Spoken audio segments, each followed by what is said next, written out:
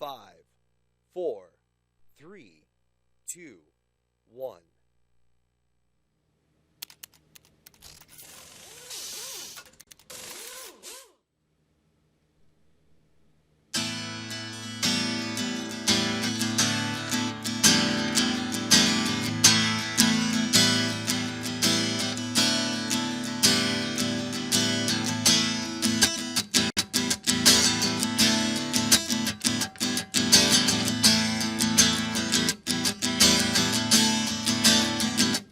I'm looking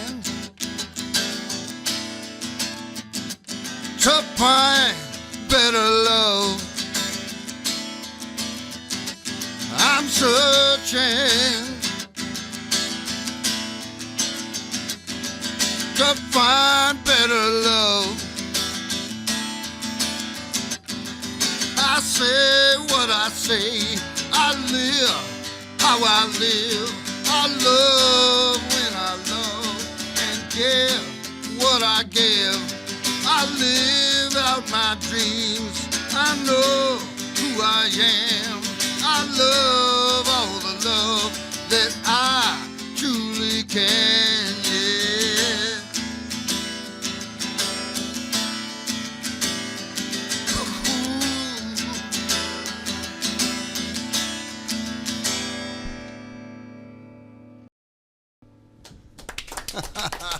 Thank you, everybody. Yeah, Bobby. Good evening. Good evening. Happy Friday. Happy Oh, Friday. sorry about that. So how are you? I am great. How are you? I had a kind of a, it was a crappy day. Well, Nothing real bad happened. It's just I was not in a good mood, but you know. Well, you're down with people that love you, and we're gonna have fun. And I got this. Yes, know? you do. This is the thing that really matters. It gets me through. Yes, You know? it is. Every That's week. the end all, right? Yeah, that's the We've only reason I come noticed. in, just for the free beer. Yeah. So welcome everybody to the Underground. Hey, I actually like that shot. That looks cool. Oh, that's a great show. Yeah. There we go. Set's a little bit changed up. Luke did this last week, Yes, and he did. I think it looks pretty good. Really. It feels good. Curtains up there. Yeah, right on. Looks good. So, live call, your live call-in show. If you want to call in, we'll talk about whatever you want. Our number is 360-693-7544. I believe we have graphics put up there. Oh, yeah, and look at that. You can almost, ooh, I can even see the number now. Oh, look at that. Usually it's That's like cut awesome. off about halfway. That's awesome. But things are getting better every day around here. So Some good color. Anything good happened this week? We had a great week down at Brood. Today's my birthday. Happy Thank birthday. you, thank you. Happy 52, just so everybody knows. I don't want to. Hey! My sisters keep saying 30 something, but I know that's not right, so I had to Yeah. get the calculator out. And Well, you look Figure it like out. 30, you know. I wish I felt like 30. Yeah. Yeah. I wish Oh, well. you looked like 30. Oh, we had a good Have to day, though, lie so. to you. Good Well, day. Seriously, happy birthday. Well, thank you. Happy birthday, Yeah. brother. I didn't even get you a card or a present or anything. That's all right. I didn't say anything until like right before we started, so Yeah. Well, I should have known. because of my beaming smile. Yeah. So, yeah, if you want to call in anything or talk about whatever you want, we're always open for that. We have a special guest, Bob Bradley, here from Fort Vancouver Tapestry. I guess they have some special display going on at the library. Yeah, it's pretty cool. Yeah. And, in the current events, it's been kind of a sad week for everyone else, too, with that shooting. And was it South Carolina at that church? Nine dead or something like that. Yeah. Yep. It always annoys me when they have something like this happen. And I know it's kind of it sounds petty, but I always get so mad at it because right after that, people start trumping up the gun control, and we need to have more Every gun control time. and stuff like that. It's like, apparently having a sign saying no guns allowed at the church didn't really do so good. But look, just put up more signs. Maybe he didn't see it. Maybe if we just pass more laws, he'll realize it's wrong to do this kind of stuff and not do it. I always get fed up with that kind of stuff. Oh, we got our live chat here. Some kind of feedback on the show. I can hear and see the show in real time, but I also have a 30-second delay at the same time. Very confusing to follow along. That would be. Okay, so if you guys in the booth heard that, we're having feedback issues. that the audience is complaining about? So we're going to ask you a question, and then 30 seconds, give us the answer. Then we won't have no feedback on that. Hey, I can do that. I'm 57. That works for me. Awesome. That's about the timeline it takes to answer the question, actually. So it works for me. I'm so glad you let me know that ahead of time, because I would have been wondering what the hell's going on. Well, I just wanted you to have as much fun here as you possibly can. I was going to say about that shooting, I couldn't believe how young that kid looked. Yeah, well, They he's said 21. He's 21, but Yeah. my God, he looks young. And how could my first thought was, how could a kid like that slip through the cracks to where he thought that he needed to do that? Because if he didn't, no one else would. That was one of the things he had mentioned. Yeah. Just terrible, terrible. Yeah. Yeah, I mean, it's one of those things. You got no easy answers. You know, there aren't any. And I mean, who knows what makes someone snap like that? You know, but it's like every time someone has a knee-jerk reaction to it, and you know, well, what can we do to prevent this? What kind of gun laws would help? It's like probably nothing. You know, unless you talk about banning guns, you know, that's the only thing that that they might have, because any background checks, I'm sure this kid didn't have a record. He's 21. He probably bought the guns illegally. So what do you propose? They would have stopped it. Well, gun control people don't want anybody to be able to buy guns, but that Yeah. just leaves Well, the crooks. The crooks are always going to be able to get it. To me, I think that is their ultimate goal, you know, is to ban all the guns, because everything they propose wouldn't help. You know, they say, "Oh, I'm in favor of Second Amendments, but we just need to keep it tighter." It's like, well, what? You know, how would we have known this kid was a problem? You know, granted, you know, we're in the beginning of this. You know, there's probably going to be all sorts of information, and they're going to have warning signs that someone should have known. You know, but I mean, it's probably all going to be circumstantial and someone's opinion. You know, oh, he just seemed kind of moody. Well, you know, do you take someone's constitutional rights away because they were moody or had a bad day? I mean, if that's the case, you know, all of us would probably lose our rights. Well, if you want to take the guns away, then let's take all the guns away and eliminate guns from the planet Earth. Yeah, how? Okay? You can't de-invent exactly. technology. It's ridiculous. It's not going to happen. So you're going to take the guns away from the people, okay, and leave it with who? Yeah. Who gets the guns? The police and the military and the government? I don't think so. I don't think that's what was intended. If they took away the guns, they'd just kill people with knives. And they proved that in China. Yep. About the time that Ferguson, that I think it was Ferguson, or that Mike Brown, or that Brown kid who, that kid. Yeah, Michael Brown by the cop. Yeah. Right? It was right around there, and this cat goes into a school or a hospital in China and starts cutting people's throats. Yeah. Remember that? Yeah, I do. And that's another thing that annoys me. You know, So I think you nailed it. I think you nailed it, Adrian. It's not about the weapon.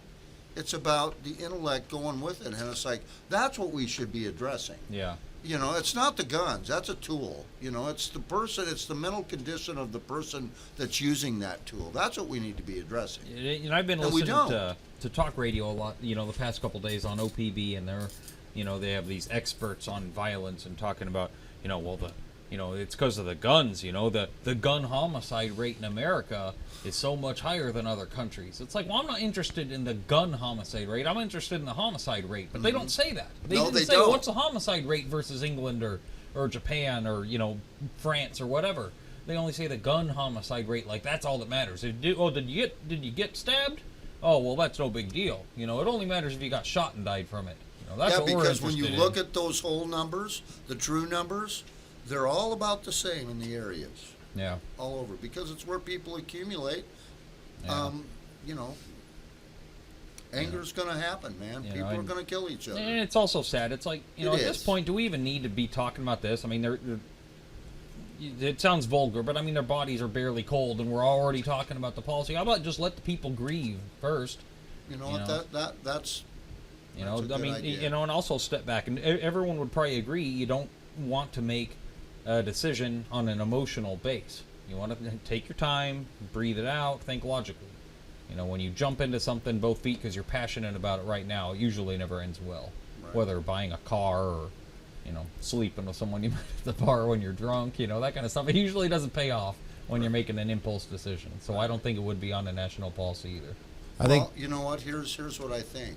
I don't think any decision needs to be made on it because the decision was made 200 plus years ago by our founding fathers, and they said, look, this is how it's going to happen, this is how it's going to lay out. And for all this time, we've been fine.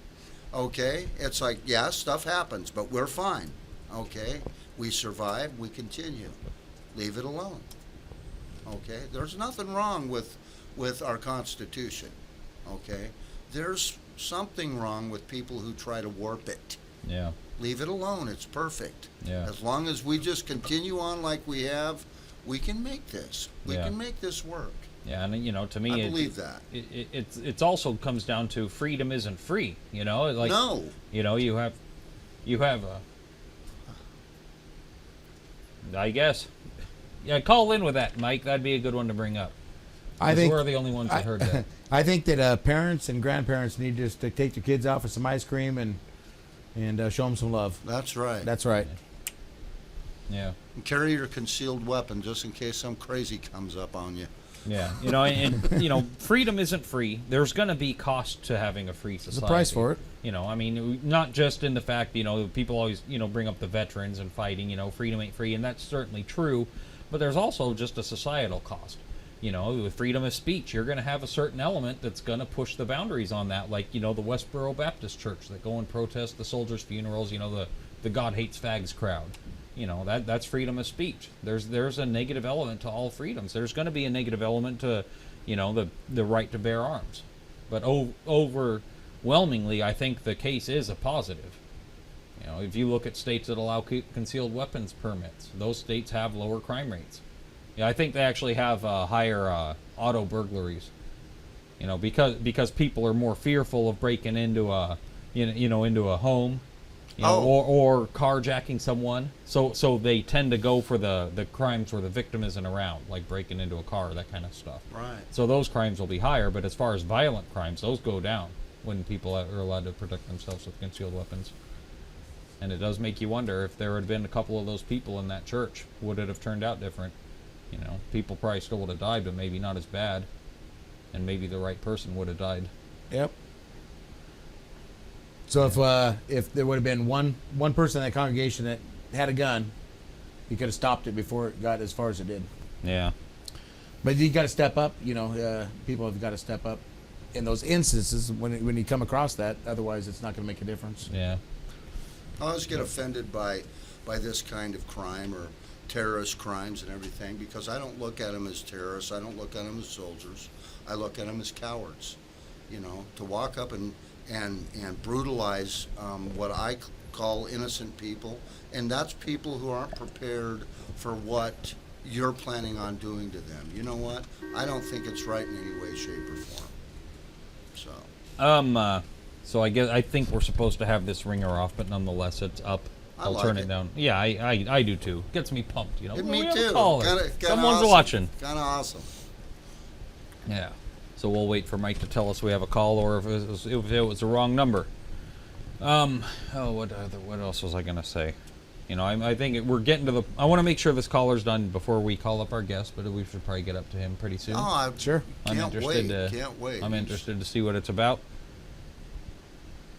Good. Okay. Well, let's go to it.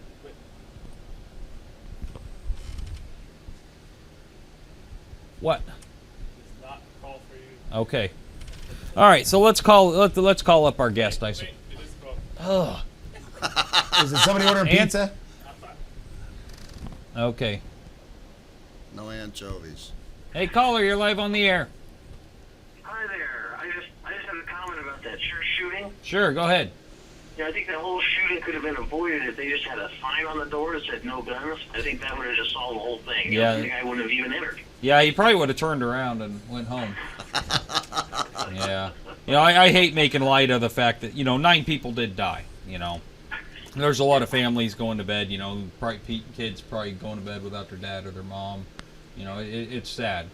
But it is sad, but yeah, I also heard a comment about let the people agree. I also agree with that. I mean, they did the liberal, the liberals, whoever you want to call them, the gun grabbers. They did the same thing on that Sandy Hook deal, but they couldn't even wait for the bodies to get cold to demand an apology from the NRA for something that wasn't even their fault. yeah, I was like, God dang, the NRA was respectful, and they waited a week to comment. yeah, No, not they never missed an opportunity. They never want to lose advantage of a tragedy. They never lose the chance to take advantage of a tragedy. They're right on it. yeah. It fits their agenda. Exactly. So it's pathetic and sad. And what really frustrates me is people just don't see that. They're like, why don't they ever get criticized for politicizing these strategies? But if a Republican or say a conservative, a libertarian, whatever you want, did the same thing, they'd be jumping all over them. It frustrates me that people don't see how the liberal media is slanted towards liberalism. Why don't people see that more? Yeah. Yeah, who knows? Do you remember Blazing Saddles? You guys remember that movie? Yes. And when I think of the signs with the gun-free zones at schools or churches or police stations or whatever, I always think of that scene where they're riding up, going to catch the good guys or whatever, and they come across that toll booth in the middle of the desert, and there's no gate or anything. There's just a toll booth with an arm, and it says 5 cents. And they're like, oh, anybody got a nickel? I mean, it's obvious they can go right past it, but they're like, oh no, so they all head back to town to go get change. And that's what always makes me think of, what do you think that gun-free zone sign's gonna do? Who's gonna stop? Yeah, it doesn't spot me. In my opinion is, you go to the theater or something, I'm not going to be in there with my kid and have some shooter like that one guy, that theater shooter guy, come in and mow my family down with me doing be able to do nothing just because the theater thought they could take my Second Amendment rights away with a sticker that said no firearms. Yeah. You don't get to take my Second Amendment away with a fucking sticker. Yeah.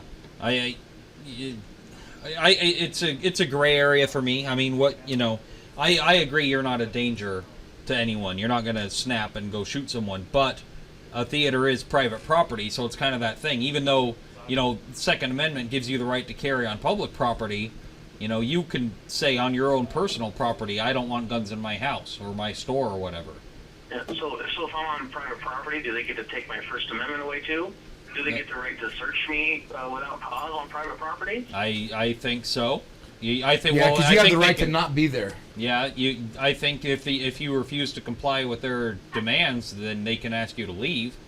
I don't know if they're just automatically allowed to grab you and give you a strip search or anything, but I think if they ask to search you and you say no, I think they have the right to ask you to leave. I'm not saying it's right, and stores or businesses, they kind of exist in this gray area where it's kind of like it's technically private property, but it's public in the sense it's open to all, so you can walk in of your own accord, but they can ask you to leave, and I'm not saying you're wrong. It's just kind of one of those gray areas where more power to you. I don't care if you carry in a theater, but it might not be legally a defense.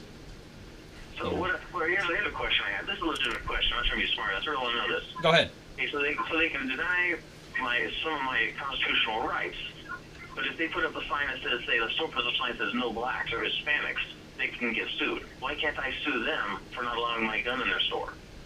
It's private property. Why can't they refuse blacks and not get sued? You actually might be able to, but it'll be a fight. I guess I don't really know the answer to that. Maybe it's good point. I don't really know, I guess. That's the thing. They can usurp my Constitution. Oh, that's fine, but don't you dare refuse a black. Yeah. So that's going to be in the papers and everything else. But they cut my Constitution. That's normal. We don't need to report that. That's okay. Yeah. If you were taking your kids to a hamburger joint and there's somebody standing in line with a gun, would that bother you? I mean, a holstered gun. No. That wouldn't bother you? Me. No, it wouldn't. I think it's the ones you don't see that That's the ones and that's what they're talking about, concealed weapons on things. I think they should be allowed because it's visual.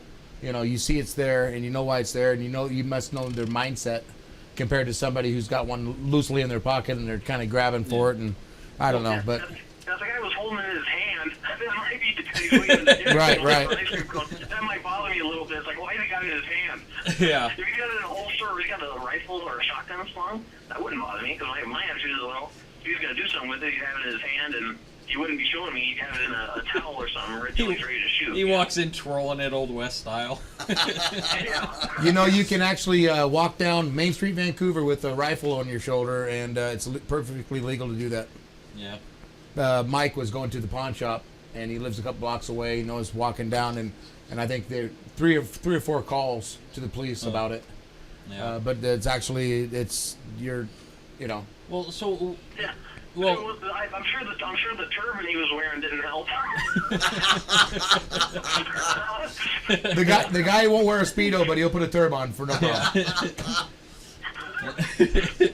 So I want to ask you, Kevin. Now, how do you feel if a customer walks in with a holstered gun? Do you care? I've never had it happen before, so I would have to wait until that happened, and I think I'd go with a gut feeling. How did it make me? How did it affect me when I saw it? Like, how's he kind of like? Is he eyeballing customers, kind of thing? Or Right. just walking If I in? got a weird vibe, I would have no problem asking the person to leave. But I don't think I would. I think if it's a properly concealed, and I have a lot of police officers that come in, they got guns. I don't think Yeah. anything of it. But I don't know what I would think of if. And like Lars Larson goes places with his gun. Yeah. I don't know how I would react to it because I've never had it happen before. The only people that have actually had is been policemen. So. Yeah. Yeah. Maybe it would depend on the customer's reactions or something. Right. Yeah. Yeah. How if it makes them uncomfortable or whatever, but. I think most people that carry guns are conscious of the way that people are reacting to them because of it. Yeah. Yeah, it's like we have enough of a bad vibe. And that's another thing that makes me mad, and I know it's a very small, petty bitch about this, but whenever they have one of these mass shootings, I always get kind of mad too, because it's kind of like the drunk guy at a baseball game throwing his beer bottle. Now everyone either doesn't get beer or they're drinking out of a plastic cup. It's like you're screwing it up for everyone, man. Oh, yeah. It's like everyone has to deal with all the fallout of your bullcrap because you couldn't hold it together. And to me, this is going to be very politically incorrect. I wish we didn't have so much of the, suicide prevention, mental hotline kind of stuff. Because this guy, if he was having suicidal thoughts or I'm going to go kill a bunch of people and then kill myself, I want people to say, if you're having these kinds of fantasies where you're thinking about offing a bunch of people and then yourself, just kill yourself now before you do a bunch of damage. Absolutely. I mean, I hate to say that. I don't like to encourage suicide. But you're screwing it up for everyone. If you really think you might go down that path while you're still somewhat lucid, off yourself now, man. Yeah, there's nothing wrong with saying that. Let the guy kill him. I bet the people who kept the guy from killing himself feel pretty guilty right now. Yeah, if he had. I mean, who knows whether he was suicidal. But if I was a suicide hotline counselor, and I talked this guy down from a suicide hotline, I felt real good about myself. I found out 2 days later he killed 9 people. I was like, God dang it, why didn't I just not pick up that phone? Yeah. I feel guilty. Yeah. I would feel like I cost those people their lives. Yeah. Yeah, only if you fail. Mike points out it's against the law to commit suicide, and I think it's only punishable if you fail, though. Oh, apparently I didn't see the sign. Yeah. Yeah. Is there a sign that says no suicide? I think there is on that bridge in Portland, isn't there? Or I don't know if it's an actual sign that says don't kill yourself, but there's that bridge that the Vista Bridge or something like that. Yeah, I think there are like mental health numbers and crisis hotline numbers on that. Yeah. All right. Well, thanks for calling, Davey. All right. I'll talk to you later. Have a good one. All right. Have a good one. Bye. Bye. So, with that, I'm gonna try and lighten it up a little bit. You guys Let's want to do call it. up our guest, Let's do it. Bob Bradley, Come on, with Bob. Fort Vancouver Tapestry.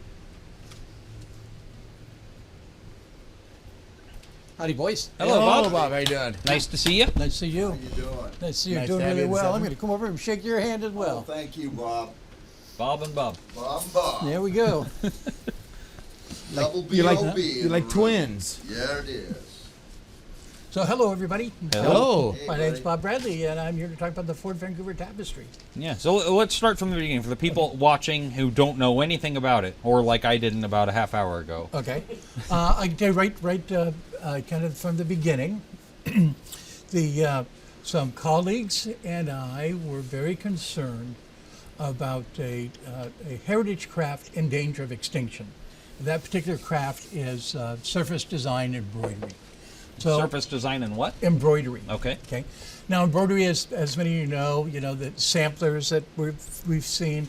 It was just kind of a rite of passage for women, particularly during the Victorian age, that they become well practiced in needle arts. And that essentially is what embroidery is. How I ever got involved in it is rather particular. I'm from Juneau, Alaska, and the Skookum guys, the guys I really, really respected, were these fishermen. They'd get up in the morning and they'd go out and they'd fish. They'd come home in the afternoon and they would repair their nets. And then they'd go home at night and they'd knit themselves a sweater so they were warm the next day when they were out fishing. Now, the cable knit sweater that we're all familiar with, we always think of Irish knit sweaters.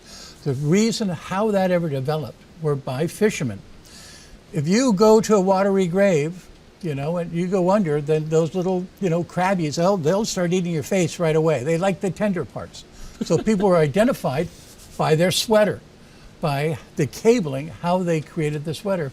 Each fisherman had their own style, and that's how they were identified. That's kind of morbid. And it's also how they identified themselves when they were alive wearing it, right? So I became very interested in fiber arts just in general. We saw this heritage craft in danger of extinction, how best to save it. So we thought of a large, long-term project which would bring the best stitchers in the region together. We pulled people from as far south as Salem, Oregon, and as far north as Cedar Woolley in Washington. I have an art studio on the campus of the Washington School for the Deaf. We met there and began this project. The Fort Vancouver Tapestry is 70 connected panels that detail the history of Vancouver. Now, many people may not be aware of this, but really, Vancouver had a much more influential role in the development of the West than San Francisco. It was the place. If you had gone to Fort Vancouver in 1849, you would have traveled 1,000 miles through the wilderness and come to Spode China, nice silks, good wines, fine living. It was like something that you would have seen at a Luke Skywalker's world to these folks. It was the hub of civilization for the entire West. Now, we remember 5440 or fight from high school. The English contested that our influence ended on the south shore of the Columbia River. Everything north was British. And the American contention, 5440 or fight, was that the American interests ended what is now the delineation between the Yukon and British Columbia. So essentially all of Canada, the United States was claiming. And it was the Pig Wars in the San Juan Islands that established the 42nd parallel, the boundary that we know today as the United States. But we're not here to talk about that, we're here to talk about the tapestry. So, we cobbled these 54 of the finest stitchers in the region together and decided on this large project. Now, we could have been having doilies made or kneelers for church, but we wanted a project that was big and very challenging, and where else to look than to our own heritage. To save a heritage craft, we looked to our heritage itself. And so began the Fort Vancouver Tapestry. These 54 stitchers worked on the tapestry for over 6 years. Way in excess of 100,000 hours, 22 miles of yarn later, 108 feet later, the tapestry was completed. The tapestry has been heralded by Senators Cantwell and Murray, Michael Monroe, the former. Hey, while you're explaining, could we cut to the graphic of the tapestry to show people what it's like while Bob's explaining? There we go. Exactly. Yeah. So this is the beginning of the Fort Vancouver Tapestry right here, and this captures the First Nation prior to white settlement here. It is a classic surface design embroidered narrative. There is icons and words of greeting on the top and some verbiage on the bottom. As we look at the tapestry now, those 3 little baskets on the top, that's 24 hours worth of work. It gives you an idea, as the tapestry scrolls, gives you an idea of the amount of time that was invested in the tapestry. I always thought a tapestry was just kind of like a really big quilt. That's not so much, is it? It is completely different. The tapestry the Fort Vancouver tapestry is made from the same material as the Bayeux tapestry. So it's Belgian linen and wool. That's it. The Bayeux tapestry will be 1,000 years old in 80 or 60 years, I guess. It was completed in 1088. Now, Michael Monroe, seeing the Fort Vancouver tapestry, exclaimed that the last time something of this significance was made was the Bayeux. So this tapestry, made of the exact same material, has the potential of lasting 1,000 years. Wow. The stitchers, as they worked on this, they realized a profound knowledge that their lives would end, but So their work could last forever. You said this thing's 108 feet long. Yes, And so how wide is it? 27 inches. Okay.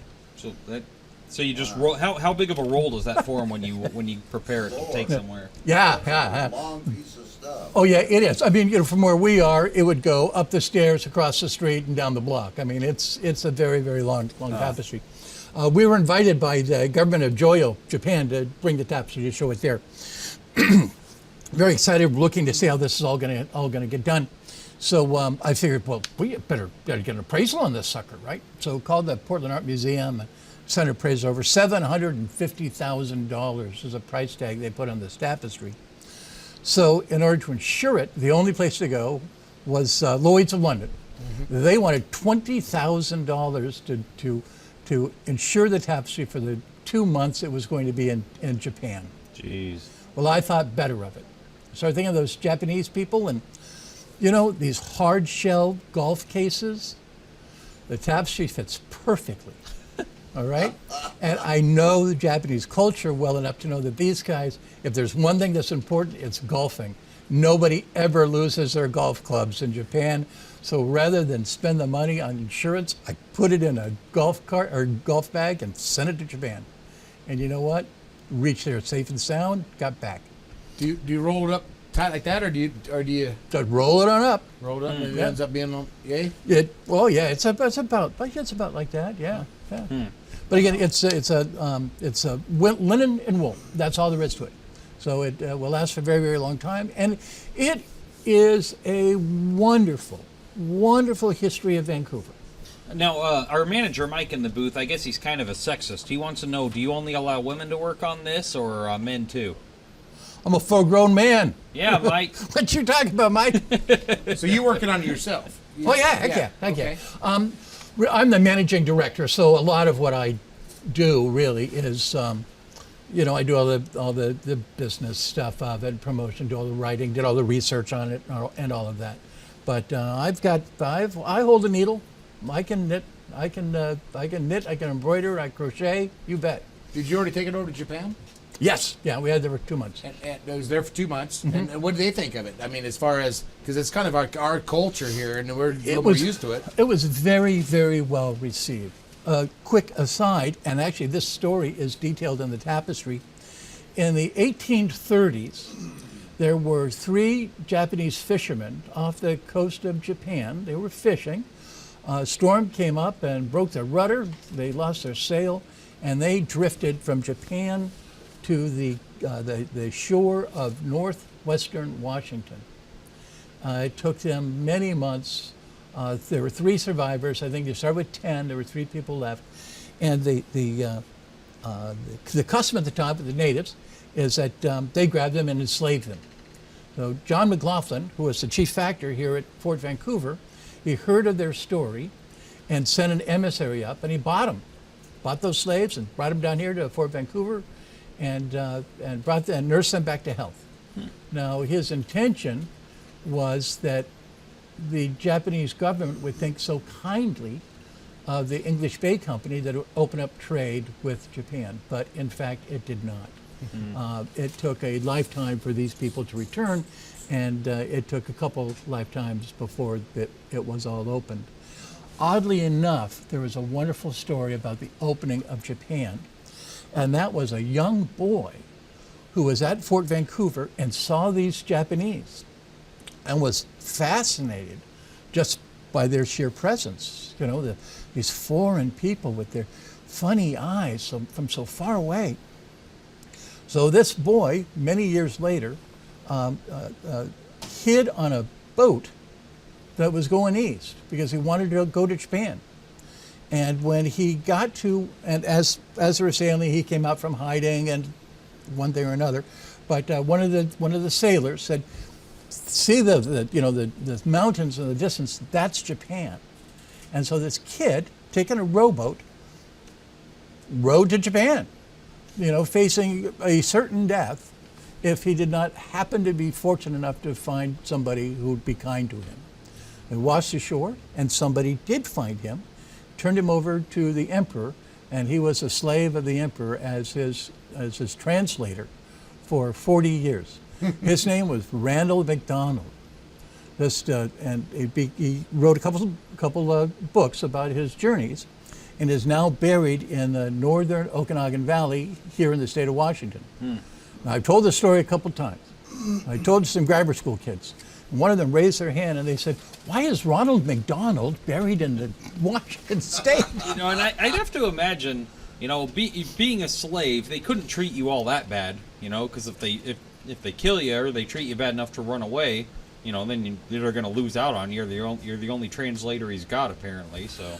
Well, both in Japan and even the United States, really, with these people being enslaved by the natives, slavery was very popular in Northwest Native culture. Yeah. But they treated the natives pretty well because they were expensive, and two, they were going to trade them for something else later. Yeah. And so they wanted them to be healthy and strong and all of that. I want to interject, throw out, we have Still Life call-in show, 360-693-7544. If you want to call in with any questions for Bob about the tapestry, feel free to call in. So this tapestry is going to be on display. So this is the second annual event. The tapestry will be shown at the downtown library. It will be open for First Friday on July 3rd. And then the following day is 4th of July. The library is closed. It will be up until the 12th. Now, I told you a little bit about the tapestry. I can tell you this as well. On July 10th, on the Friday following the 3rd, at 6:30 in the evening, we're going to have a special presentation of the tapestry. We're going to have 6 featured speakers. Each will speak for 15 minutes on some aspect of the tapestry. Sam Robinson, who's the vice chair of the Chinook Nation, will be talking about First Nation people. Pat Gelada, noted author and historian, will be talking about John McLaughlin.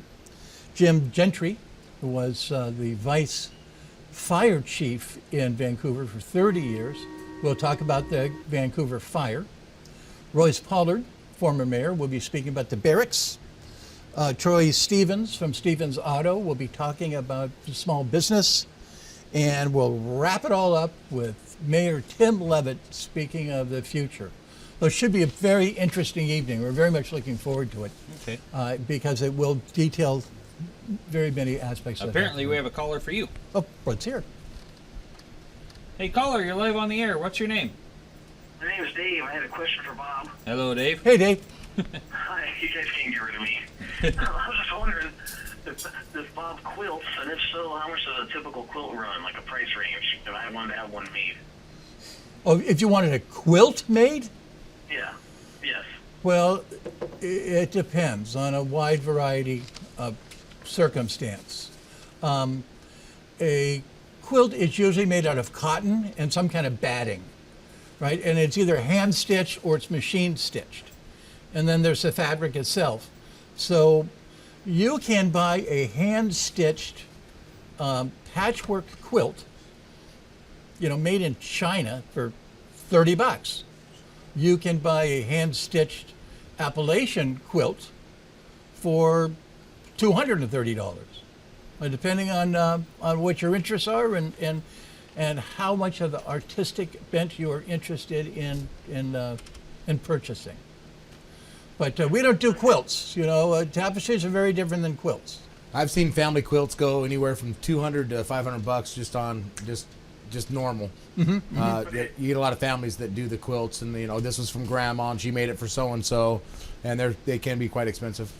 Yeah, they can be. My grandmother does quilt, and she made me several, so I can sell all those and get some meth, right?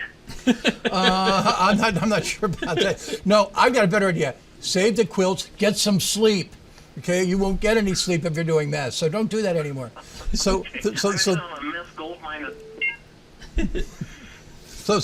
about that too. The Fort Vancouver tapestry, when it was appraised, I think it came out to something like $1,600 a foot. Wow.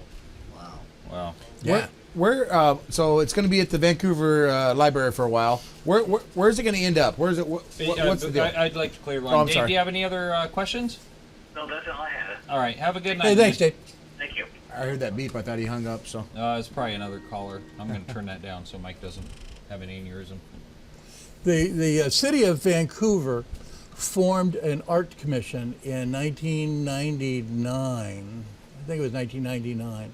And their first order of business was to approve a $10,000 grant. And it was from that grant that we started the tapestry.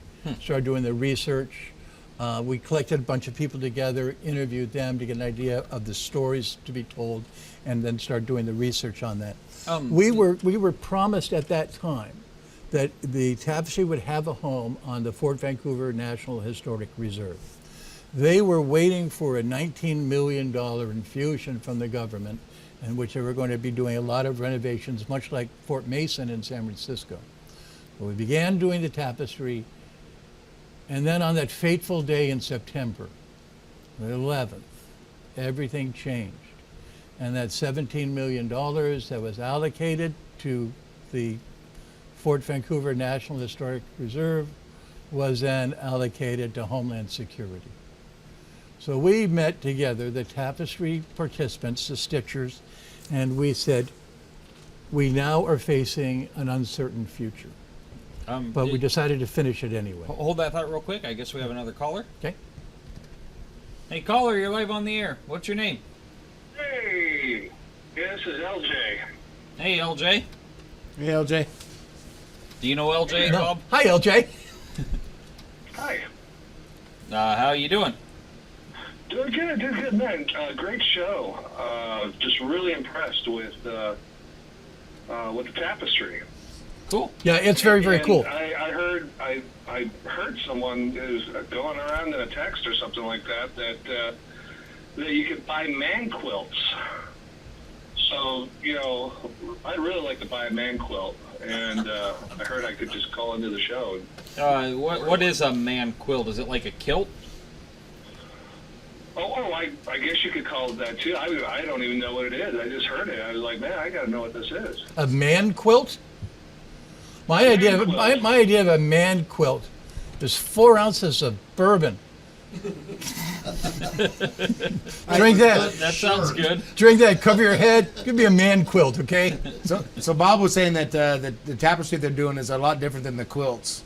So we kind of got sidetracked on the quilts. I don't know what you were hearing on that, but I personally have one for my mom and one for my grandma.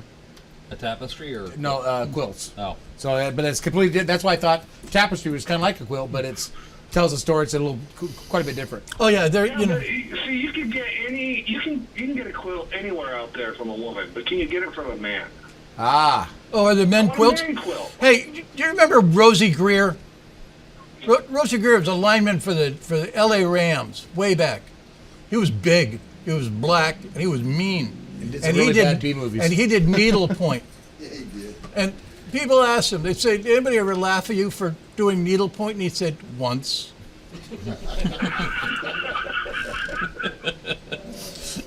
Exactly. That should answer your question right there, okay? You can get a man quilt now because men are out there doing it. It's great. Yeah, it is. Yeah. It is good. It's yeah, it is. It's really good.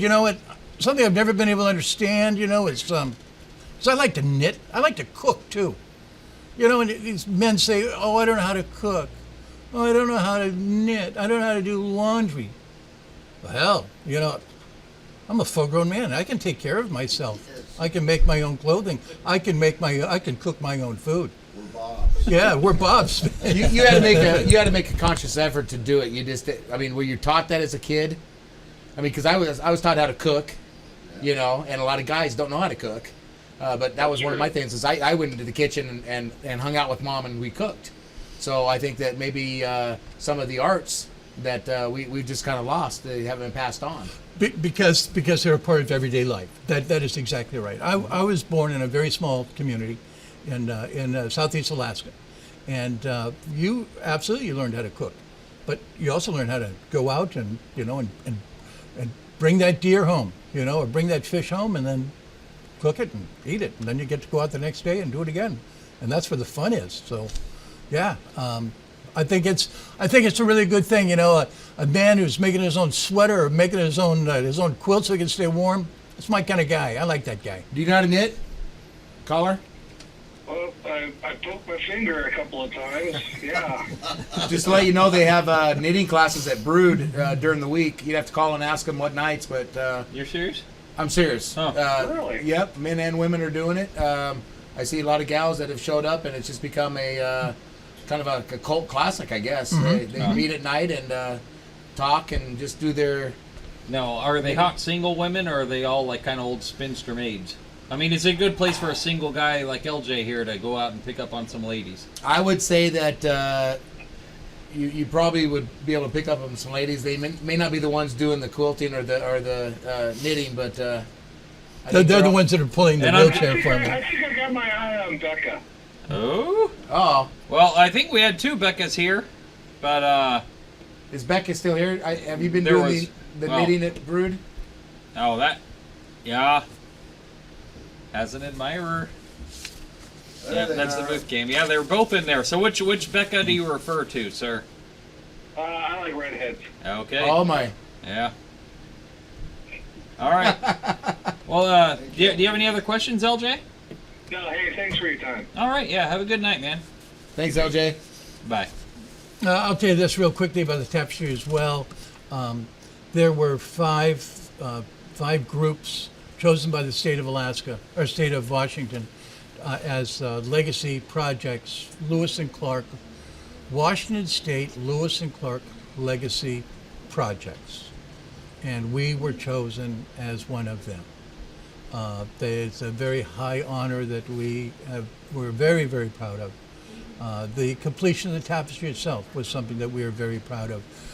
We've had it under the when I think of the size, we had it under the dome of the Capitol, and we had to cut it into thirds, simply because the fire marshal insisted that we have access to fire doors. When you guys were getting it started, did you draw up plans, or did you just have like, okay, this is ready, and then we hook it up, and then that one's ready? No, we had a 3-day retreat in which we had long-term residents and historians and just the storytellers and people that we like. We put all these people in the room for 3 days, and they just talked about remember the time, and we just took copious notes of all of these stories that bubbled up from these people who have been here for a long time. And then we went through them and decided which ones we would use in the tapestry. And then we started the process. It's a very involved process. First, you have to be sure that you have to research everything so that it's historically accurate. That's very, very important. And oftentimes, people's memory and reality are two different things, so that all had to be very carefully chosen. We took a lot of photographs from the Historical Museum, and then transferred those. You take the picture, blow it up, draw it on some transparent paper, and then trace that with carbon, and then you pen over that, and then you choose what colors you're going to use on the yarn, and then you begin that process. Now, in the yarn, even if you ordered, crimson red number 27, if you ordered it twice, it may be different because each dye lot is different. So we had to calculate how much of each yarn we were going to use as well. And when it comes to 22 miles of it, it became a pretty big deal because if you have 10% over, you've got 2 miles of yarn, which is a lot of yarn. Oh, yeah. All right, so it's going to be on display through July 12th. From what start date again? It's going to, from the 3rd to the 12th. Is going to be at the library. As I said, this is the second annual. We are somewhat looking forward to a third annual at the library, but I sincerely hope and have I'm cautiously optimistic that in the year 2015, I will be back to say that we have reached an agreement for permanent installation here in Vancouver. It has proven to be a difficult problem simply because we are victims of our own ambition. It's 108 feet long. 108 feet long. Yeah. So finding a spot, that you can show it well without, the fire marshal or something else going awry is very difficult. Well, if it's going to last 1,000 years, you got to make sure it's going to be able to, be around in 1,000 years. You can do like Put it in some garage cell and not know where it ended up at. you could do like those old poster racks, in Spencer Gifts, where it's just you flip through it like a book. Have the Oh, yeah. I'm going like this the whole way. Just We- flip through it. We did have that question come up. I was doing some fundraising with Qantas, and I told them that the Bayou was reaching 1,000 years, and the Fort Vancouver Tapestry made the same material, and as every possibility, they could last 1,000. Guy raises his hand. He says, I'm not going to complain about the Qantas donating some money to this tapestry, but my question to you is, what if it only lasts 800 years? He made me promise him that I would personally give him every penny back if it was In 800 years. if 800 years something happened to that tapestry. I'm going to give you your money back. I promised him that. That's right. So, Great thing. if people want to see that, like we saw the scroll online, what's your website? Yeah, FortVancouverTapestry.com. FortVancouverTapestry.com. There we go.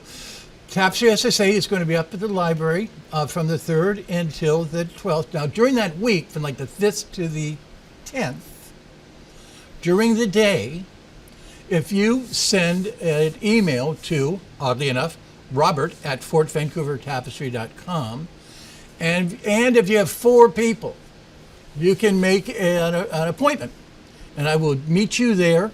Either myself or one of the stitchers will meet you at an agreed upon time, and we will walk you through the tapestry. It should take about an hour. Wow. But there are literally hundreds of just remarkable stories that are woven into this tapestry that I was completely unaware of prior to this work. There's one of the great rewards of this was learning the rich and wonderful history that we have in Vancouver. It is a history that has been woefully overlooked, and I think by paying attention to our history, by paying attention to our heritage, drawing strength from that is what propels us into the future.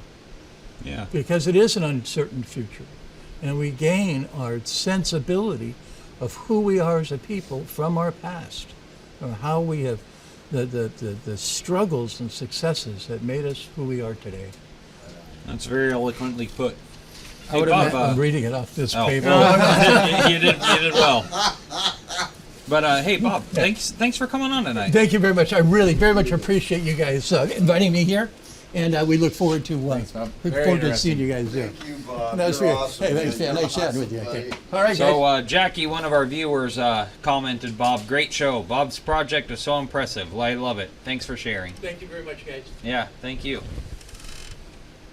So, I would your take- birthday, Oh, it is my birthday, yes. and we had Yeah. another birthday here. So, Bobby, do you have any happy birthday music? You know what? I have a little happy birthday music. You don't have to get naked on this one, I hope. Happy birthday to you. Happy birthday to you. You getting creeped out yet? Happy birthday, dearest Kevin And Michael. And Michael. and Michael and everybody else whose birthdays today. It's my birthday. Happy birthday to you. Woo! So Carol's here with some provisions. So this morning I go down to Business of Carolist. Brood and I order a sandwich and they came out with a ciabatta frittata with candles in it. A ciabatta frittata, which is an egg sandwich with candles in it, and singing me happy birthday. Okay. So I thought that was pretty good. You know, in the future, Kevin, don't ever not tell us it's your birthday, because, man, you know, we love you too. Michael, come on up. Yeah, where is Michael?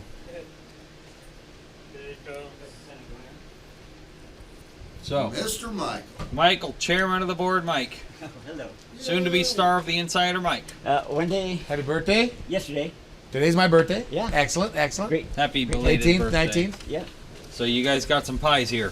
From Sherry's. Yes. So we have, oh, we shouldn't say that. We haven't been endorsed. We have a lot. Okay, Thank so you. we have, Carol told me one's apple and one's Marionberry. So I don't know whose favorite is whose. Oh, Well, let's like have apple, some Marionberry? Let's do some Marionberry. Yeah, try let's it. do some All right. Marionberry. It'll go good with my beer tonight. Yeah, it'll go good with that beer. Yes, let's do It this. ain't your birthday, Bobby. I don't know why you're getting all expectant. Because it ain't your pie. No, We've excited. got a reason. Tell them what this beer tastes like.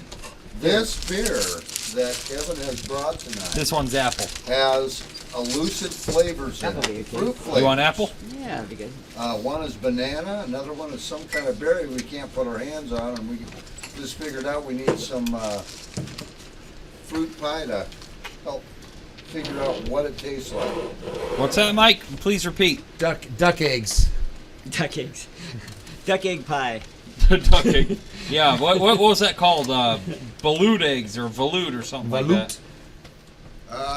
You want one of each, Michael? Yeah, yeah. I'll It's never your forget birthday. It's your birthday, Gabriel's one of each. look on his face that night. I was so proud of him. I draw the line at frog He legs. looked at that thing You know- and he said, "No, I can't do it." So I got to be honest. When I applied here at the studio, I lied on my application about my pie serving abilities. I'm not that good. By the at way, it. this is left over when we did the Happy New Year. Year's celebration. Yeah, that was Oh our my last God. that was our last live broadcast. We still have. Yeah, on channel 11. That was a great night, wasn't it? Yep. It was bittersweet, wasn't it? It was. Kind of like this pie. Well, I can't wait to get the piece that you touched every part of it. No, The grace of his serving is beyond repute. Bobby, come here and serve, please. I'm tired of being. You're humiliated. done, dude. There you go, Bobby. You're Aren't you done. having some? Yeah, but I'm only going to do the berry. Why? Yeah, I only wanted the berry. You should have this. Oh, they're both good.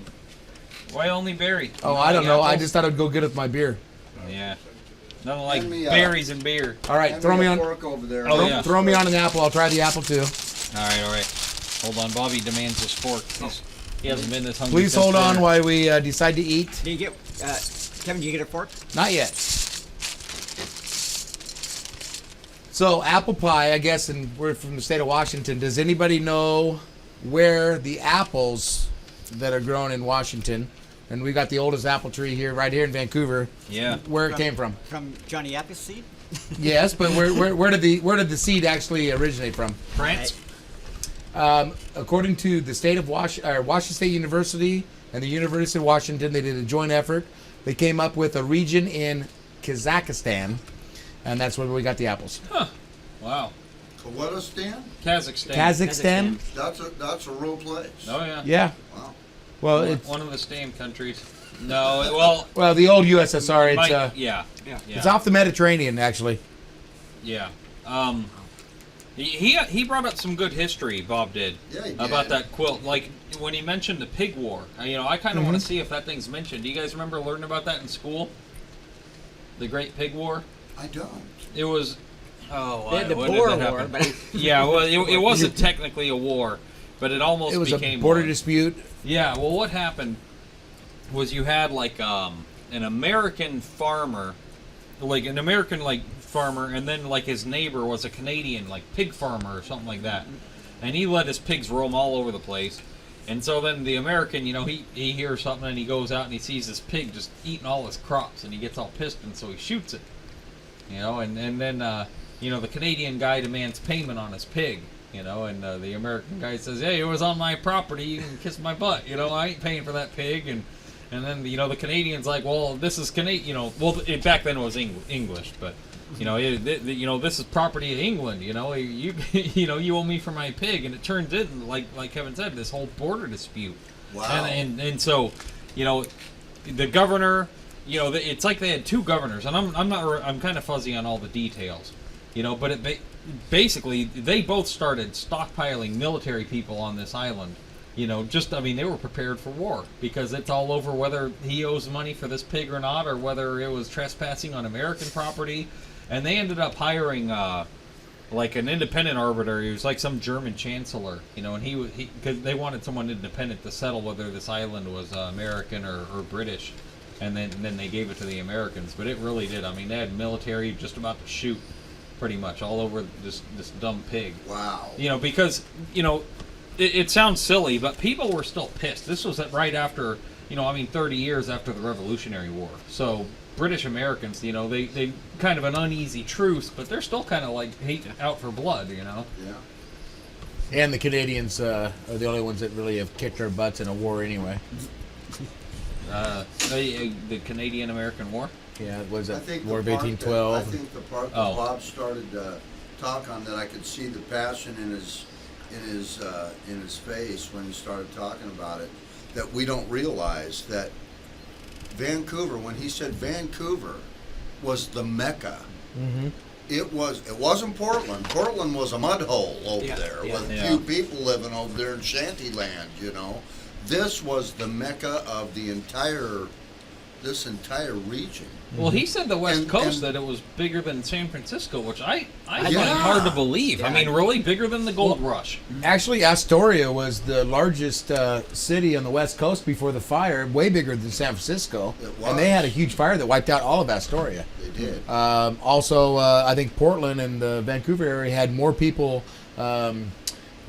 shanghaied, that term shanghaied, from there than San Francisco or any of the California towns. Yeah, I've always wanted to go on those tours, those underground tours, and see where they did that. I mean, that would suck. You talk about a hangover. You get all drunk and then someone drugs you and you wake up and you're a slave on some boat. Ugh.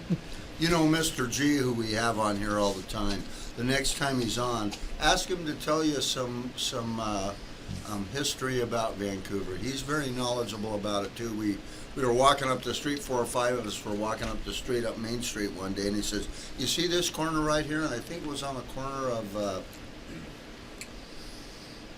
it's where they used to have the bus stop, like right up here.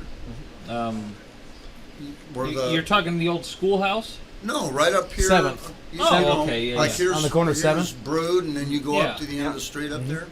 And he was saying, right here on this corner, in the 1800s, okay, this was the this is where the largest trading company in the entire this side Could of you the scoot country. forward just the mic there? I'm Oh, sorry. picking up. No, it's cool. That there was the largest trading company in this entire region, and every ship, every piece of merchandise that came off those ships went through that area, right, that building right there. And I was going, wow, man, and he can go off on Vancouver on that. And Vancouver is a very, very interesting It's place. pretty rich history, yeah. And I've lived here since I was 14, and I'm 57, so you figure out what that age line is. But, I always thought, it's just a little old town, but it wasn't, man. This was the center of the universe, man. So, this fire in Astoria, that's what caused Portland to pick up the slack because the ships couldn't go there anymore? I don't know exactly. I just remember I'd taken a tour through Astoria, and that's what they were saying, was that it was at one time much bigger than San Francisco. It was a port. It was the major port. And then they did come up to Portland. I do know, the one thing I know about Fort Vancouver was when the ships come, and if you think about how long it takes to get a ship up to Vancouver from the ocean or whatever, and they've been in wilderness and all these troubles, they pull up to that fort, and those doors opened up, and the first thing they saw was the big old main building, and it must have just looked like paradise compared to what they had went through to get there. Yeah. And they had it set up that way. The one thing I've always found fascinating about Portland, Vancouver, is that we became the biggest, port towns, hence Portland. You'd figure Astoria would be it. Mm-hmm. You've traveled all this ocean just to come here, and then, hey, how about we stop at these docks right here? Nope, we're going another 130 miles up this river against the current. It's like, why? You got these docks right here. Yep. Because Vancouver's up here, and that's where it's all happening at. That's why. I was blown away. I had no idea that it was that big of a Yeah. business. But you're So- right. Astoria was huge. It was the place. It Yeah. burnt down. It had to have been a big effect on it. I remember the old joke. What's Scandinavian? You know, it was the old Astoria joke. It was like, what Scandinavian has 200,000 arms, 200,000 legs, and an IQ of 80? Astoria.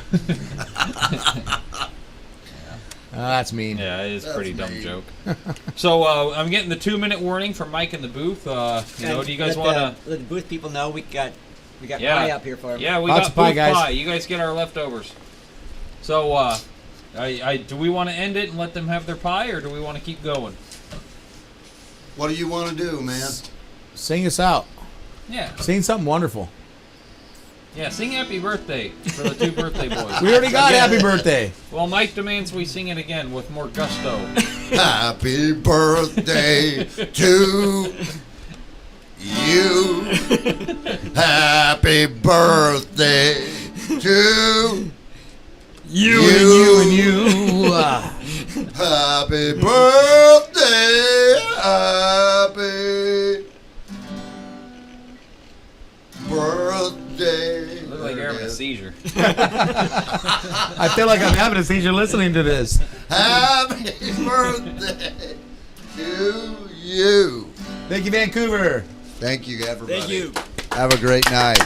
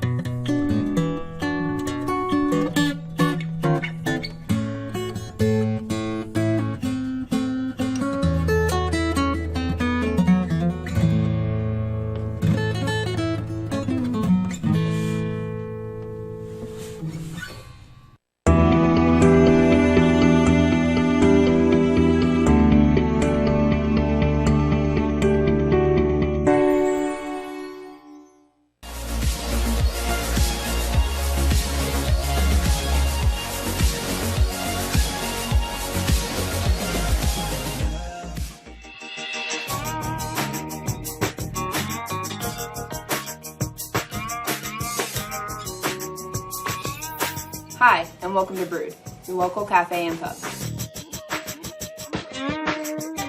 Offering you a variety of services, we have beer, coffee, wine, and food.